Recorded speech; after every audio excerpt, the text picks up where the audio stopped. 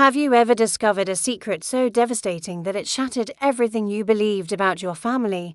I'm Margaret, and at 50 years old, I thought I knew every corner of my family's history. My sister Rachel had been silent for 23 years after a traumatic accident, and her 12-year-old daughter Emma had never spoken a single word in her entire life.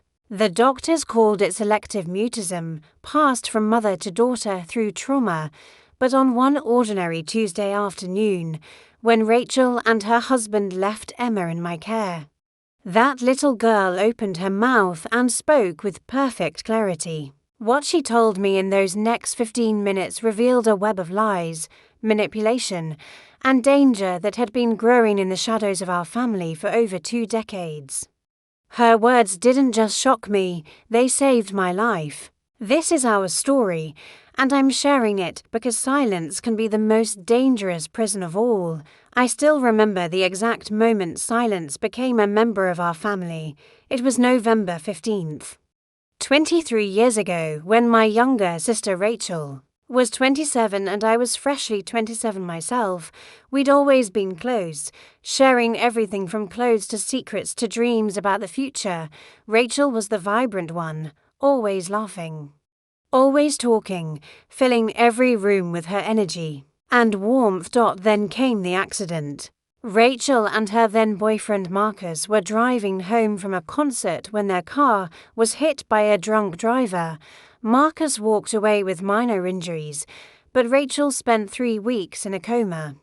When she finally opened her eyes, our family celebrated what we thought was a miracle, but the Rachel who woke up never spoke again, not a single word. The doctors ran every test imaginable, physically.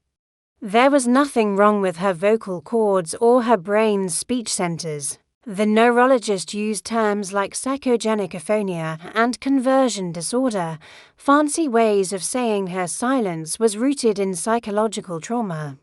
They said sometimes the mind protects itself in ways we can't understand, and that pushing her to speak could cause more harm than good. Marcus stayed by her side through everything.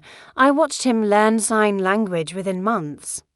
Watched him interpret her written notes with patience and devotion. They married 2 years after the accident, in a small ceremony where Rachel communicated her vows through cards she'd written in her elegant handwriting. I cried during that wedding, both from joy and from a sadness I couldn't quite name. When Rachel got pregnant 5 years into their marriage, our whole family held our breath. We worried about how she'd manage motherhood without her voice, worried about the stress it might cause, but Rachel seemed happier than she'd been since before the accident. She glowed throughout her pregnancy, communicating through notes and expressions and the sign language our whole family had learned. Emma was born on a spring morning, tiny and perfect, with Rachel's green eyes and Marcus's dark curls. For the first few years, everything seemed relatively normal. Emma babbled as babies do, said mama and dada at the appropriate milestones, but around age 3, something changed. Emma's words became fewer and fewer until one day they stopped completely. The cycle was repeating itself, and it broke my heart. Rachel couldn't explain what happened, could only write frantic notes asking us not to force Emma, not to make her feel broken. Marcus backed her up completely, insisting that Emma would speak when she was ready, that pressuring her would only make things worse. They refused therapy, refused additional medical intervention beyond the initial evaluations. As Emma grew from a silent toddler into a silent child, and now a silent preteen, I watched my niece navigate the world through notes and gestures just like her mother. She was homeschooled by Rachel and Marcus, isolated in ways that concerned me, but that I told myself were protective. They seemed happy in their quiet household, developing their own language of looks and touches and written words. But I'd be lying if I said I didn't worry. I'd be lying if I said there weren't moments when I caught Rachel looking at Marcus with an expression I couldn't quite read. or times when Emma seemed less peaceful and more trapped. Still, who was I to judge? I was the older sister who'd never married, never had children, who'd thrown herself into her career as a high school English teacher while my family life remained simple and solo. At 50 years old, I'd built a comfortable life in the same small town where Rachel and I grew up. I lived alone in our childhood home after our parents retired to Florida, just 15 minutes from Rachel's house. I saw them regularly. Had Sunday dinners where we'd eat in near-complete silence, punctuated by the scratching of pens on paper. I thought I'd accepted this as our family's normal. I thought I understood our dynamic. I had no idea I'd been watching a performance all along. I had no idea that silence could be weaponized, that it could hide horrors in plain sight. The day everything changed started like any ordinary Tuesday. I was on summer break from teaching, spending my morning tending to the garden and catching up on the novels I never had time for during the school year. Around 11, my phone buzzed with a text from Marcus. Margaret, emergency at Rachel's doctor. Need someone to watch Emma for a few hours. Can you help? I texted back immediately that of course I could. Emma stayed with me occasionally, though usually with more notice. Within 20 minutes, Marcus's car pulled into my driveway. Rachel sat in the passenger seat, looking pale and anxious, clutching a notebook to her chest the way she always did. Marcus came around to open her door, his hand protectively on her back as they walked Emma to my front porch. Emma looked subdued, her eyes downcast as she carried her usual backpack filled with books and her own notebooks. At 12 years old, she was on the cusp of adolescence, still caught between childhood and whatever came next. She had Rachel's delicate features, but something harder in her expression. Something that had always made me wonder what went on behind those watchful eyes. Thanks so much for this, Margaret, Marcus said, his voice warm but rushed. He was a handsome man, 45 now, with silver threading through his dark hair in a way that only made him more distinguished. He worked from home as a software consultant, which meant he was almost always around their house, always present in Rachel and Emma's lives. Rachel handed me a note. Back by 3 p.m. Emma's lunch is in her bag. Thank you, sis. I hugged Rachel, feeling how thin she'd become lately, how fragile. Take care of whatever you need to. Emma and I will be fine, won't we, sweetheart? Emma nodded without looking up. There was something different about her today, a tension in her small shoulders that seemed more pronounced than usual. But before I could examine it further, Marcus was ushering Rachel back to the car, citing the appointment time.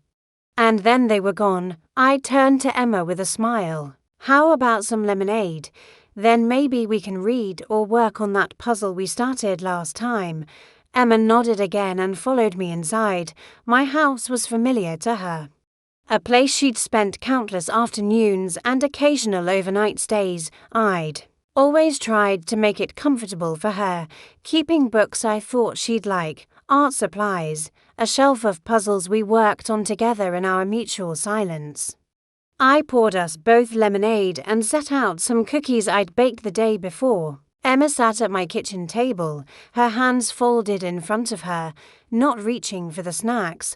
That's when I noticed her hands were trembling slightly. Emma, honey, are you okay? I asked. Sitting down across from her, she looked up at me then, really looked at me, and something in her eyes made my breath catch. There was fear there, yes, but also something else, determination, desperation, the look of someone who'd been holding something inside for far too long.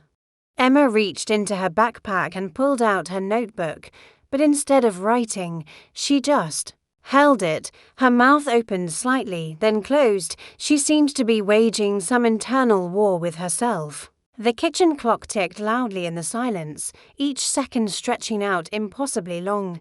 "It's okay," I said softly, the way I'd learned to speak around her and Rachel. "Whatever you need." "Take your time." Emma set down her notebook. She took a shaky breath, then another. Her lips moved silently, as if testing out shapes she hadn't made in years. I watched, frozen, as tears began sliding down her cheeks, and then, in a voice that was raw and uncertain, but unmistakably clear, Emma spoke. "Aunt Margaret," she whispered. "My dad said if I ever talked, he'd hurt Mom, but I have to tell someone. I think he's going to kill you."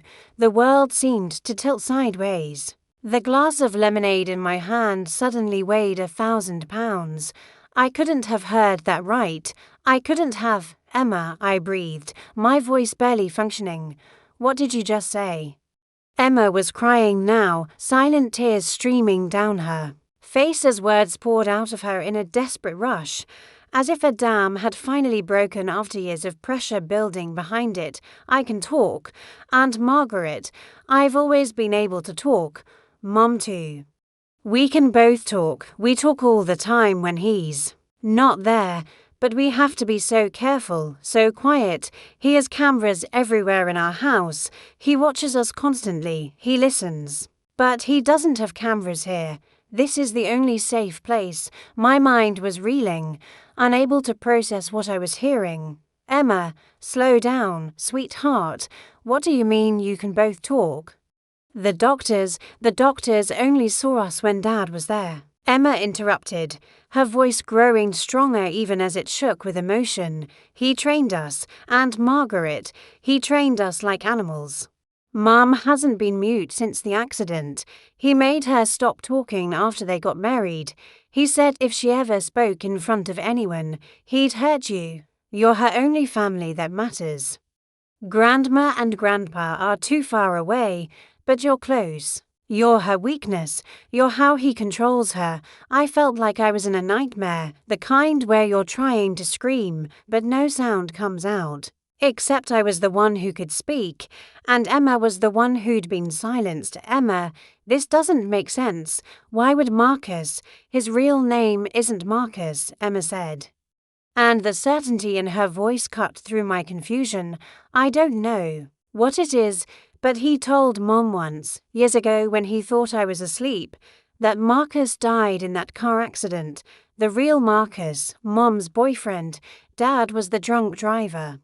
But he switched their identifications somehow. He took Marcus's identity and became him. Mom didn't recognize him at first when she woke up because her memory was fuzzy, and he'd shaved his beard and changed his hair by the time she realized.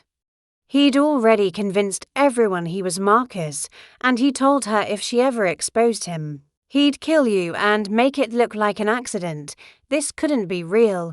This was insane.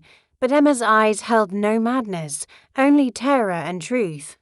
"He's been living as Marcus Turner for 23 years, Emma continued. "And he's been planning something. I don't know exactly what, but I hear things. He talks on the phone sometimes in his office when he thinks we're asleep, Mom and I. We creep around our own house like mice, speaking only in whispers in the bathroom, with the water running, or outside when he's gone, but he's almost never gone." "Why me?" I managed to ask, my throat tight. "Emma, why did you say he wants to kill me?" Emma reached into her backpack again and pulled out a folded piece of paper. Worn as if she'd been carrying it for days, "I found this in his office 3 days ago. I know I'm not supposed to go in there, but the door was open and I saw papers spread out on his desk. This was one of them." With shaking hands, I unfolded the paper. It was a life insurance document, and there was my name, Margaret and Sullivan, beneficiary of Rachel Turner's life insurance policy, $1 million. But that wasn't what made my blood run cold. It was the medical records attached behind it. Records that said Rachel had terminal cancer, that she had maybe 6 months to live. "Rachel doesn't have cancer," I whispered. She was just at the doctor 2 months ago for her regular checkup. She was fine. These are fake, Emma said. He's creating a history. Mom's been getting sicker and sicker these past few months, but it's not cancer. And Margaret, he's poisoning her, slowly. I've seen him putting things in her food, in her water. She knows, but she can't stop him without putting you at risk. And once she dies from this cancer, you inherit everything. Then you become the problem he needs to solve. I stumbled to my feet, pacing my kitchen as my mind raced to catch up with Emma's revelations. Every instinct screamed that this was impossible, the paranoid fantasy of a child who'd been isolated too long. But the documents in my hand felt real, and the look in Emma's eyes was too knowing, too weary for a 12-year-old who hadn't been living through hell. Tell me everything, I said, sitting back down and taking Emma's cold hands in mine. Start from the beginning. How long have you known about all this? Emma took a shuddering breath. I started understanding when I was about 7. Before that, I just knew we had to be quiet, that Mom and I couldn't talk around Dad or bad things would happen. But I didn't understand why. Mom was so scared all the time. And I thought being quiet would protect her, would protect you. Dad told me stories about what he'd do to you if I was a bad girl and talked. He made me watch videos of car accidents and fires, told me that's what would happen to Aunt Margaret if I didn't obey. Nausea rolled through me. Emma, I'm so sorry. I had no idea. You weren't supposed to know, Emma said, her voice small. That's the whole point. Mom's been trying to protect you by playing along. We both have, but it's gotten worse lately. Dad's been talking about the endgame, about how soon things will fall into place. That's when I started paying more attention, started sneaking into his office when I could, trying to understand what he was planning. What else did you find? I asked, dreading the answer. Emma pulled out her phone, an old model I'd assumed Rachel and Marcus had given her for emergencies. He doesn't know I know the password to his computer. I've been taking pictures. She scrolled through dozens of images, documents I could barely process, financial records showing Marcus had been stealing from Rachel's inheritance, the money her parents had left her, another insurance policy. This one on me that I'd never signed, emails to someone named Victor discussing disposal methods and clean timelines. There's more, Emma said quietly. I found newspaper articles from 23 years ago about the accident. The drunk driver was never caught. He fled the scene. The police found his car abandoned 3 miles away, but they never found him. There was a warrant out for a man named David Kovacs, 32 years old at the time. I found a photo from the article. Aunt Margaret. It's him. It's my dad. Just younger and with different hair. She showed me a grainy newsprint image on her phone, and my heart sank. Even with the differences in appearance, the eyes were the same. Those eyes I'd looked into across Sunday dinner tables for over 20 years. That had always seemed so devoted to my sister. David Kovacs was wanted for more than just vehicular manslaughter. Emma continued, reading from the article. He was suspected in the disappearance of his previous girlfriend, though they could never prove anything when he ran from the accident scene. They searched his apartment and found IDs from 3 different women, none of whom have been seen since. The pieces were falling into place, forming a picture so dark I could barely stand to look at it. He killed Marcus and took his place, I said slowly. Rachel woke up from the coma with gaps in her memory, and he convinced her he was Marcus. By the time she realized the truth, he already had control. Emma finished. He married her, isolated her from everyone except you. And he kept you close enough to be a useful threat, but far enough that you wouldn't see what was really happening. Mom's been a prisoner for 23 years, and I've been one my whole life. Why now? I asked. Why is he moving forward with this plan now? Emma's eyes filled with fresh tears. Because I'm getting older. Soon I'll be a teenager, then an adult. I might not be as easy to control, and Mom's getting more desperate. Less careful. Last week she almost talked in front of the mailman, almost asked for help. Dad caught her just in time. He's decided it's time to end this. My hands were shaking as I set Emma's phone down on the table, the summer sunshine streaming through. My kitchen windows felt obscene, too bright and cheerful for the horror story unfolding in front of me. We have to call the police, I said, reaching for my phone, right now. We have to tell them everything, no. Emma's hand shot out and grabbed my wrist with surprising strength. Aunt Margaret, you can't. He's planned for that. He has a go bag ready. Multiple identities. If the police spook him, he'll disappear, and before he does, he'll make sure Mom and you are dead. He's told her that 100 times. He has friends, bad people. He calls them his insurance policy. If anything happens to him, if he's arrested or exposed, they have instructions. Emma, we can get protection, witness protection, police guards, for how long? Emma challenged, and I was struck by how adult she sounded, how much harder she'd had to become than any child should. A month, a year, eventually, resources run out, attention fades. These men he knows, they're patient and they're mean. I've heard him on the phone with them. Mom and we've lived with this reality every single day.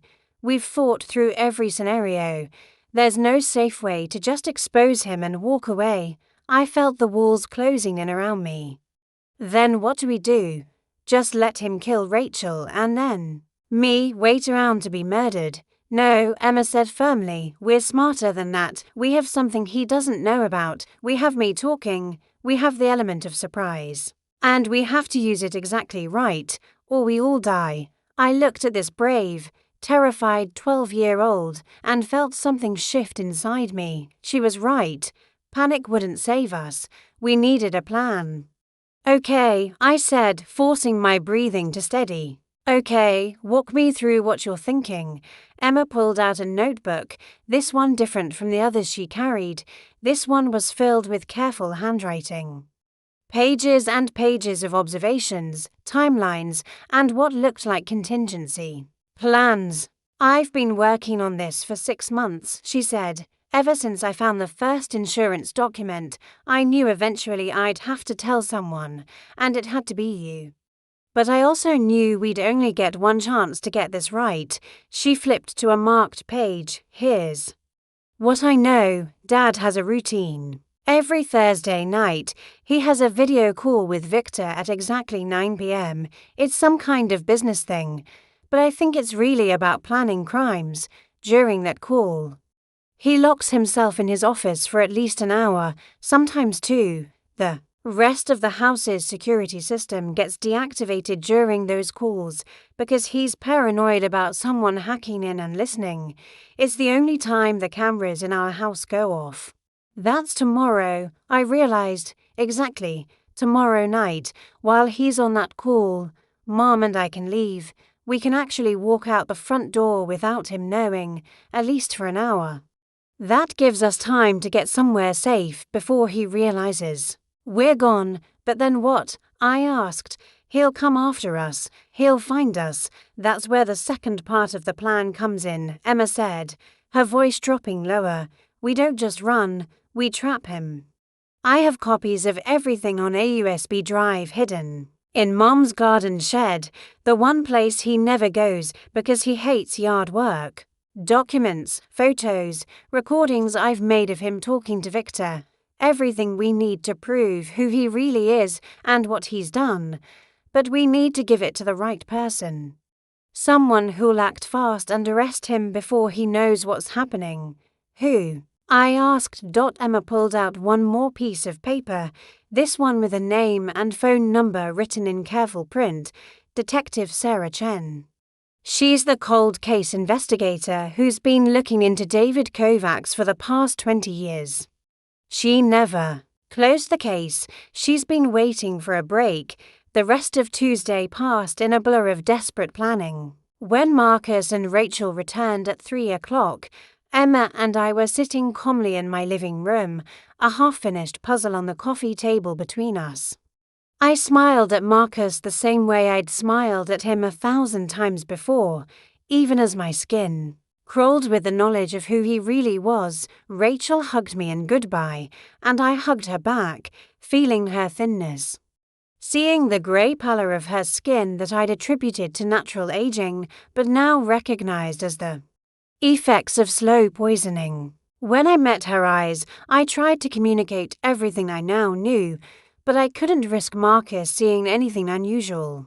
Instead, I just held her an extra moment longer, hoping she could feel the promise in my embrace. This ends now. After they left, I sat in my empty house, my mind spinning.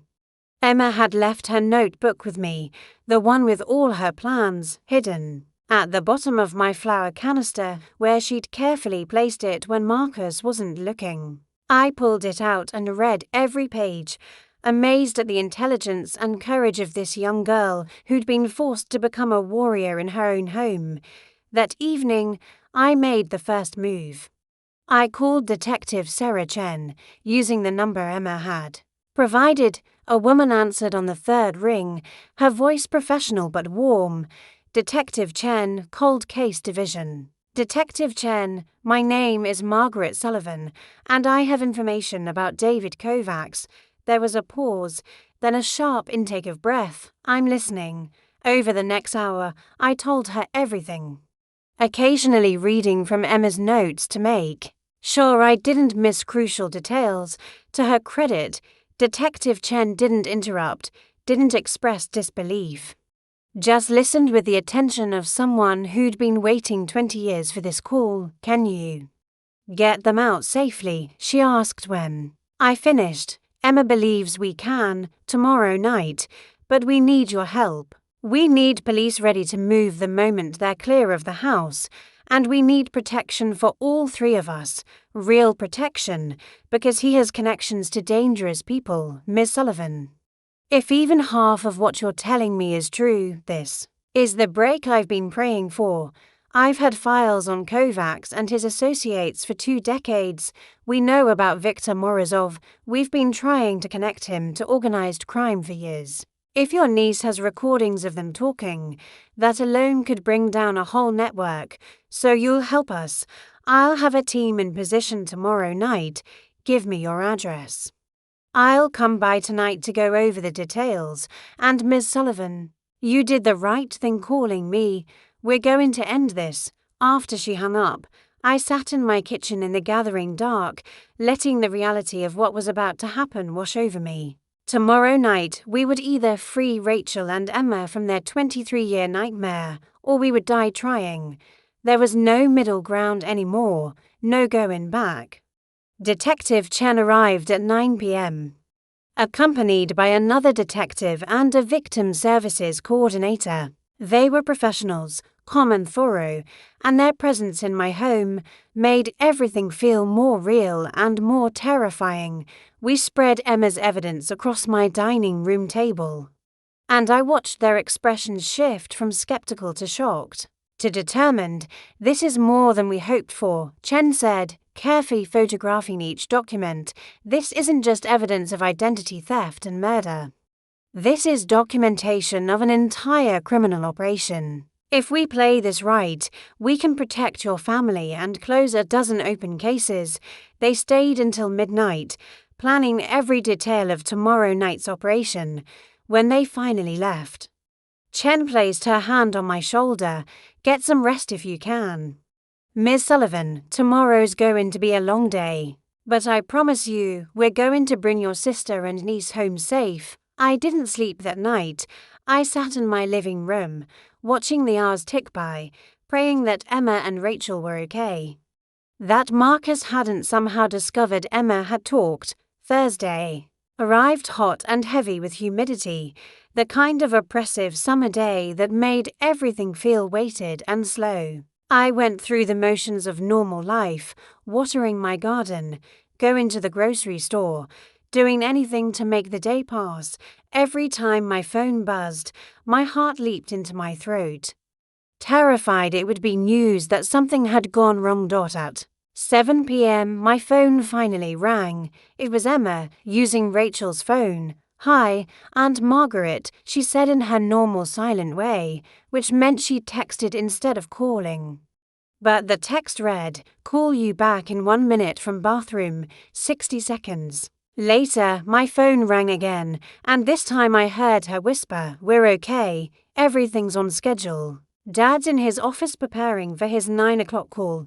Mom's cooking dinner.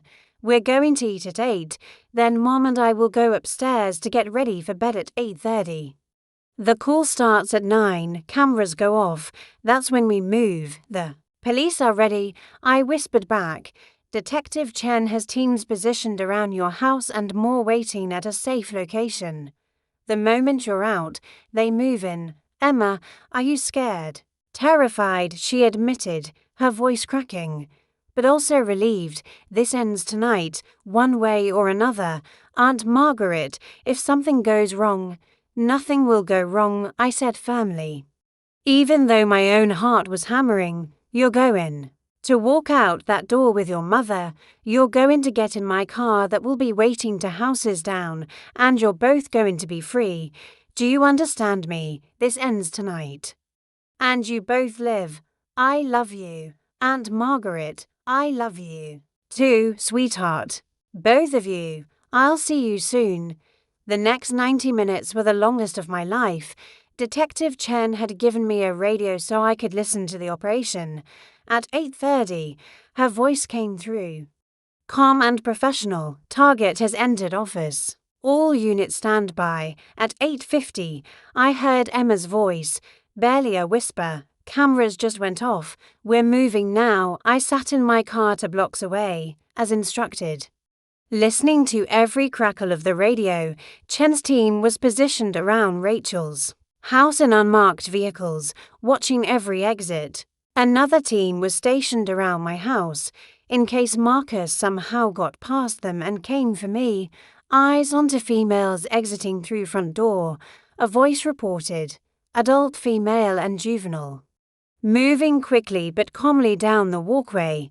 "Do they see you?" Chen asked. "Negative. They're heading toward the rendezvous point." My hands gripped the steering wheel so hard my knuckles turned white. Come on, I thought. "Just get to the car. Just a little farther. Contact," the voice said. "Subjects are at the vehicle."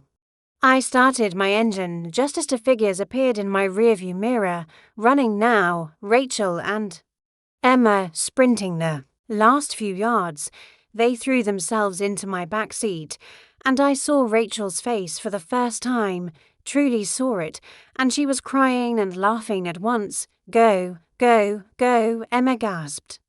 And I pressed the accelerator, pulling away from the curb just as Detective Chen's voice came over the radio. "All units move in, execute the warrant now." Through my radio, I heard the organized chaos of the raid, officers surrounding the house, the battering ram hitting the door, shouts of police.